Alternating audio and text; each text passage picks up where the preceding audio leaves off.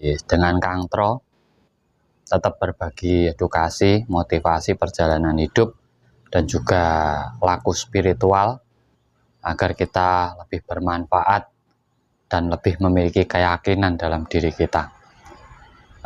Sebelumnya saya ucapkan banyak terima kasih untuk teman-teman yang selalu support dan dukung channel ini.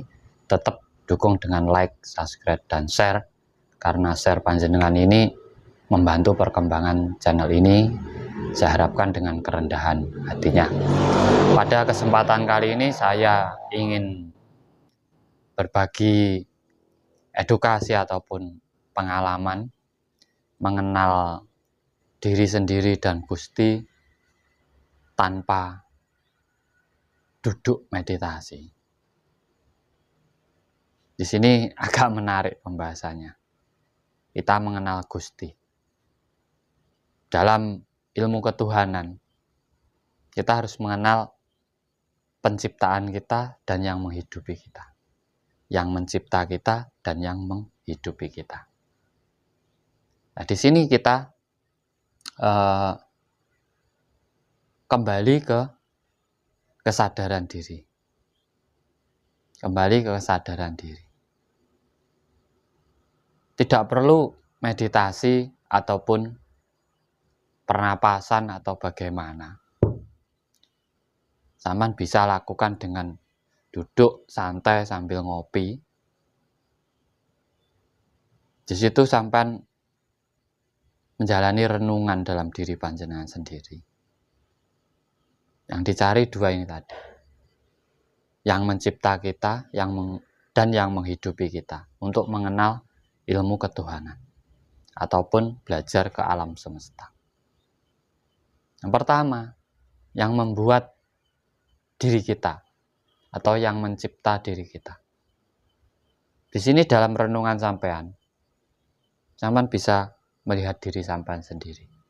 Raga ini dari mana? Raga ini unsur alam semesta. Terciptanya di mana prosesnya? Yaitu melalui kedua orang tua kita dan di kandungan. Nah, disitulah pabrik kita yang mencipta raga kita dan yang menurunkan jiwa kita, sehingga kita bisa terlahir menjadi jabang bayi ataupun hidup di alam semesta ini. Dari alam ke orang tua kita, akhirnya lahir ke dunia. Itu yang penciptaan kita. Asalnya dari angan-angan. Kok bisa angan-angan? Orang tua kita sebelum mencipta kita itu pasti memiliki impian, ingin memiliki anak. Itu angan-angan. Akhirnya masuk ke rasa. Dari rasa cinta kasih kedua orang tua kita ini timbul juga hawa nafsu sebagai wujud sifat jin dan setan. Di situ menyatu, akhirnya terciptalah yang namanya jabang bayi. Jadi dari pikiran, angen-angen, rasa, alam kandungan, dunia. Itu penciptaan kita sadari. Makanya orang tua itu adalah Tuhan yang nyata.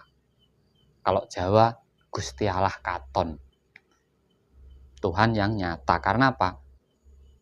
Penciptaan diri kita. Setelah kita mengenal penciptaan kita, kita mengenal yang menghidupi kita. Yang menghidupi kita. Di situ kita baru melihat keluar. Sambil ngopi, sambil rokok, sampai lihat keluar. Di situ ada tumbuhan, ada hewan, ada air, ada tanah, ada api, ada cahaya, dan juga makhluk yang lainnya. Tidak luput manusia itu sendiri. Terus yang selama ini menghidupi diri sampean, itu apa saja? Sampean bisa minum, bisa makan sayur, bisa makan daging, sampean dirawat, dibesarkan, dididik oleh kedua orang tua kita, mendapatkan pencerahan dari yang lainnya. Nah, di situ sampean harus bisa kembali kesadaran diri panjenengan. Penciptaan kita dari alam ke orang tua, makanya wajib kita hargai, wajib kita hormati, kita wajib berbakti kepada orang tua karena di situ awal penciptaan kita. Terus kita juga harus melestarikan yang menghidupi kita. Yang menghidupi kita. Siapa? Semua makhluk di alam semesta ini. Ini mendukung kehidupan manusia. Nah, di saat kita menyadari itu, apakah sudah ada di benak sampean atau di rasa sampean atau pikiran sampean itu sampean ingin menghina yang lainnya, ingin menjatuhkan makhluk lainnya, walaupun itu hanya seekor anjing.